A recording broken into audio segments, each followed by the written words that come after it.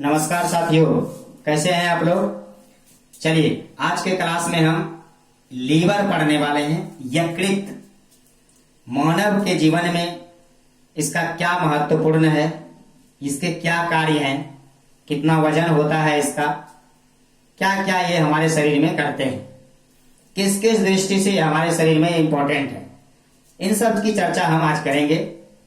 इनसे related question exam में पूछे भी गए हैं, आगे पूछे भी जाएंगे, ये 100% सत्य है। इसीलिए हम इसकी चर्चा आज हम कर रहे हैं। इसके पहले वाले क्लास में हमने आपको पूरा पोषक तत्व पढ़ाया था, न्यूट्रिएंट्स क्लियर कर दिया। नहीं पढ़े हैं आपको नीचे डिस्क्रिप्शन में लिंक मिलेगा, वहां से पढ़ लीजिएगा। तो चलिए आज की चर्चा हम करते हैं लीवर पर बेस्ड। लीवर यानी यकृत। देखिए यकृत को समझते हैं। यकृत क्या है? एक प्रकार का एक बहिस्रावी ग्रंथि है। क्या है? बहिस्रावी ग्रंथि है। हम लोग पॉइंट बाय पॉइंट देखेंगे क्योंकि एग्जाम में इससे क्वेश्चन आता है। यह जो है बहिस्रावी ग्रंथि है, बहिस्रावी ग्रंथि है। नहीं, ये बहिस्रावी ग्रंथि है। कौन? यकृत। यकृत का वजन लगभग 1.5 kg होता है तथा मानव की सबसे बड़ी ग्रंथि होता है। इसका वजन लगभग 1.5 kg होता है ना, और मानव की सबसे बड़ी ग्रंथि के रूप में यह प्रेजेंट होता है। क्लियर है? मानव की सबसे बड़ी ग्रंथि यकृत है, बहिस्रावी ग्रंथि यकृत है। इसका वजन लगभग 1.5 kg होता है। यकृत के दाहिनी ओर यानी डायफ्राम की निचली सतह पर, समझ रहे ना, यकृत जो है डायफ्राम के दाहिनी ओर निचली सतह पर गॉल ब्लैडर होता है। समझ रहे ना? गॉल ब्लैडर का नाम सुने होंगे आप लोग, जिसको हिंदी में कहते हैं गॉल ब्लैडर, पित्ताशय। नाशपाती के आकार का ये होता है। इसकी चर्चा हम अलग से क्लास लेंगे तो उसमें विस्तार से करेंगे। फिलहाल थोड़ा सा जानिए कि गॉल ब्लैडर नाशपाती के आकार का होता है। नाशपाती के आकार का होता है और यह गॉल ब्लैडर यकृत के नीचे, यकृत के दाहिने तरफ डायफ्राम के जो है नीचे पर यह पाया जाता है गॉल ब्लैडर। समझे ना? यकृत जो है, यकृत शरीर से प्रोथ्रोम्बिन नामक प्रोटीन जो है छोड़ती है, फाइब्रिनोजेन नामक प्रोटीन। इसका मेनली क्या है, काम है रक्त के थक्का बनने में मदद करना। समझ रहे हैं ना? रक्त के थक्का बनने में मदद करना। यकृत की कोशिकाएं पित्त का भी स्राव करती है। यकृत कोशिकाएं क्या करती है? पित्त का भी स्राव करती है। पित्त का स्राव करती है यकृत कोशिका। नहीं, आपने पढ़ा होगा कि शरीर में यदि पित्त की मात्रा ज्यादा हो जाए, यानी बिलिरुबिन की मात्रा ज्यादा हो जाए, यानी शरीर में यदि बिलिरुबिन की मात्रा, शरीर में यदि बिलिरुबिन की मात्रा ज्यादा हो जाए तो मनुष्य को जॉन्डिस हो जाता है, जिसको हिंदी में कहते हैं पीलिया रोग। हिंदी में कहते हैं पीलिया रोग, है ना। जॉन्डिस रोग हो जाता है मनुष्य को। कब? जब बिलिरुबिन की मात्रा शरीर में ज्यादा हो जाता है। यकृत कई अर्थों में मनुष्य के लिए जो है लाभकारी सिद्ध होता है। इसका हम थोड़ा सा कार्य देखते हैं। यकृत के कार्य क्या क्या इसके कार्य हैं, नहीं किस किस कार्य में ये भूमिका निभाते हैं, हम इसकी चर्चा करते हैं। यकृत जो है पित्त का तो निर्माण करते ही है। आप देखिए लिए पित्त का स्राव करती है, यानी पित्त का निर्माण करती है। शरीर में ग्लूकोज की मात्रा को भी नियंत्रित करती है। शरीर में ग्लूकोज की मात्रा को नियंत्रित करती है। ग्लूकोज की मात्रा को नियंत्रित करती है। नहीं, पित्त का निर्माण करती है। पित्त का निर्माण करती है। समझ रहे हैं ना? ये सब यकृत का कार्य है। यूरिया का निर्माण करना, पित्त का निर्माण करना, शरीर में ग्लूकोज की मात्रा को नियंत्रित करना, यूरिया का निर्माण करना, यूरिया का भी निर्माण करती है। नहीं, आपने सुना होगा कि भ्रूण अवस्था में रक्त जो है यकृत में ही बनता है। यह भी जानिए कि भ्रूण अवस्था में रक्त का निर्माण नहीं कौन करती है? यकृत करती है। यह जो है भ्रूण अवस्था में रक्त का निर्माण भी करती है। और क्या करती है? रक्त के ताप को नियंत्रित करने का काम किसका है? यकृत का है। नहीं, रक्त के ताप को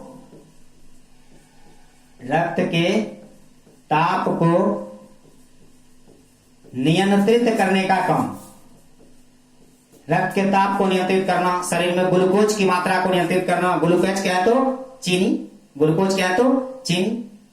नहीं, जरूरत से ज्यादा फैटी एसिड को फैट में बदलता है।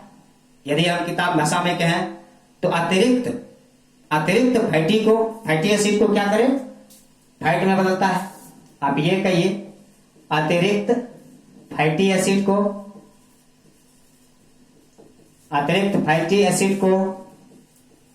फैट में बदलता है। नहीं, यकृत क्या करता है कि जरूरत से ज्यादा जो फैटी एसिड है, वसीय अम्ल है, उसे क्या करती है? वसा में बदलती है, फैट में बदल देती है। साथ ही साथ रुधिर में प्रोटीन का निर्माण करती है। रुधिर में प्रोटीन का निर्माण करती है। नहीं, रुधिर में भी प्रोटीन का निर्माण करती है। देखिए, यकृत बहुत ही इंपॉर्टेंट है। इसका कई क्वेश्चन एग्जाम में पूछा गया है और उसी सब का कलेक्शन यहां पर पॉइंट हम आपको बता रहे हैं। और एग्जाम में और भी आगे पूछे जाने की संभावना भी है। चलिए बढ़ते हैं। यदि जरूरत से ज्यादा ग्लूकोज हो, शरीर में जरूरत से ज्यादा चीनी हो जाए तो उसको क्या करता है? ग्लाइकोजन में बदल देता है। यानी ये कहिए, अतिरिक्त चीनी को किसमें बदलता है? अतिरिक्त ग्लूकोज को, ऐसा लिखिए, ग्लूकोज को ग्लाइकोजन में बदलता है। अतिरिक्त ग्लूकोज को ग्लाइकोजन में परिवर्तित कर देता है, बदल देता है। नहीं, यह रक्त के संचरण में महत्वपूर्ण भूमिका निभाता है। कैसे? रक्त के संचरण में महत्वपूर्ण भूमिका कैसे निभाता है? वीडियो को पॉज कीजिए और सोचिए कैसे। तो आपने सुना होगा कि शरीर में एक हिपैरिन छोड़ता है, यकृत के द्वारा। और ये क्या करता है? शरीर के अंदर रक्त का थक्का नहीं बनने देता है। शरीर के अंदर रक्त का थक्का नहीं बनने देता है, जिससे शरीर में क्या होता है? रक्त का संचरण चालू रहता है। आपने देखा होगा कि जहां शरीर के जिस पार्ट्स में रक्त का संचरण सही से नहीं हो, ऑक्सीजन सही से नहीं जाएगा, वहां पर झुनझुनी टाइप का शिकायत आता है, कमजोरी महसूस होने लगती है। नहीं, तो हमें क्या है? संचरण तो बहुत ही आवश्यक है, जो कि यकृत हिपैरिन का जो स्राव करती है, जो शरीर के अंदर रक्त का थक्का को नहीं जमने देती है। साथ ही साथ यह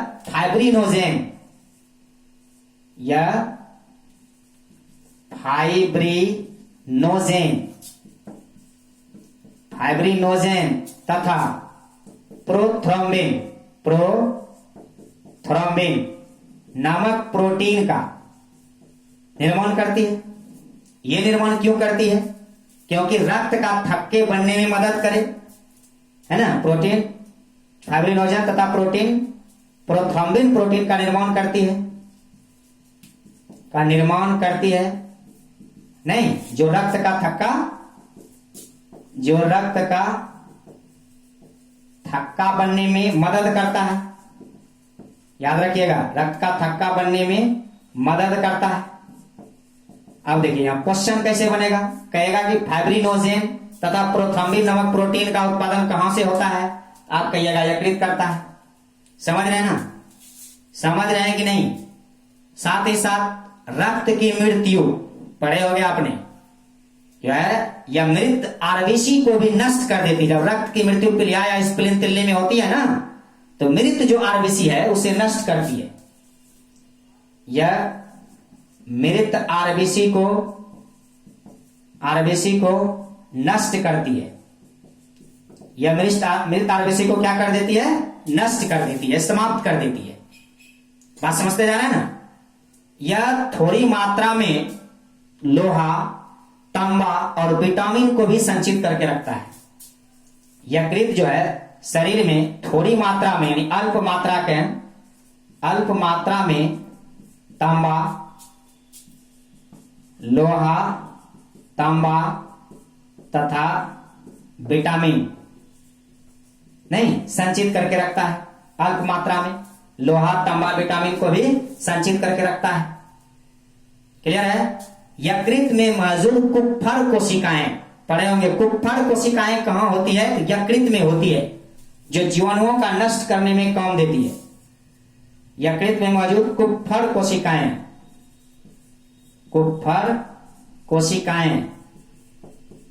यकृत में मौजूद कुप्फर कोशिकाएं क्या करती है? जीवाणुओं का नष्ट करती है, जीवाणु का नष्ट करती है। कुप्फर कोशिकाएं जीवाणु का क्या करती है? नष्ट करती है। अब होती है कहां? तो यकृत में। एकदम याद रखिएगा, कहां होती है? यकृत में। यह प्रोटीन की अधिक मात्रा को भी कार्बोहाइड्रेट में बदलता है। यदि शरीर में प्रोटीन ज्यादा हो जाए तो यकृत क्या करता है? प्रोटीन को कार्बोहाइड्रेट बना जाता है, जिससे आपको एनर्जी मिलेगी, है ना? अधिक प्रोटीन की मात्रा को, अधिक प्रोटीन की मात्रा को, है ना, अधिक प्रोटीन की मात्रा को क्या करती है? बदलता है किसमें? कार्बोहाइड्रेट में, कार्बोहाइड्रेट में बदल देता है। नहीं, साथ ही साथ आपने पढ़ा होगा कि यदि भोजन में पॉइजन देकर किसी व्यक्ति को मार दिया जाता है, नहीं, यदि भोजन में पॉइजन देकर, जहर देकर किसी व्यक्ति को आप मारते हैं, तो ये यकृत सबसे बड़ा सुराग होता है डॉक्टरों के लिए। यानी वो क्या करता है कि मृत व्यक्ति के कारणों की जांच करने में यकृत एक नंबर का सुराग होता है। यकृत ही बताता है कि इस इंसान की मृत्यु कैसे हुई, जहर देकर हुई या फिर जो जैसे भी हुई। यानी यकृत जो है, अक्सर भोजन में जहर देकर यदि किसी व्यक्ति को मारा जाए तो वह व्यक्ति का सुराग यकृत रहता है, और यकृत की जांच परीक्षण करने के बाद ही उसको यह कहा जा सकता है कि इस व्यक्ति को भोजन में पॉइजन देकर मारा गया। तो याद रखिएगा, भोजन में पॉइजन यदि दिया जाता है तो सुराग कौन होता है? यकृत। कौन होता है सुराग? यकृत होता है। यदि भोजन में पॉइजन जहर देकर के किसी व्यक्ति की मृत्यु कर दिया जाए, उसमें मृत व्यक्ति के कारणों की परीक्षण यकृत से ही किया जाता है कि इसकी मृत्यु किस प्रकार हुई है। तो ये था आपका ब्रीफ लीवर के ऊपर, और इनसे एग्जाम में क्वेश्चन एकदम बनता ही बनता है। इसीलिए आप लोग इसको अच्छी तरीका से स्टडी करेंगे, एक एक पॉइंट पर गौर फरमाएंगे, क्योंकि एक एक पॉइंट आपका नसीब बदल सकता है। और बहुत ही मेहनत से यह पॉइंट तैयार किया गया है। इसमें एनसीईआरटी के साथ साथ और सारे किताबों का भी कलेक्शन समाहित है। इसलिए कोशिश कीजिए इसको आप 1 बाय 1 करके डेली रूटीन बना करके अच्छी तरीका से इसको स्टडी करें, ताकि आने वाला कल आपको एक ऊंचाई तक ले जा सके। चलिए, इसी के साथ थैंक यू। जय हिंद, जय भारत।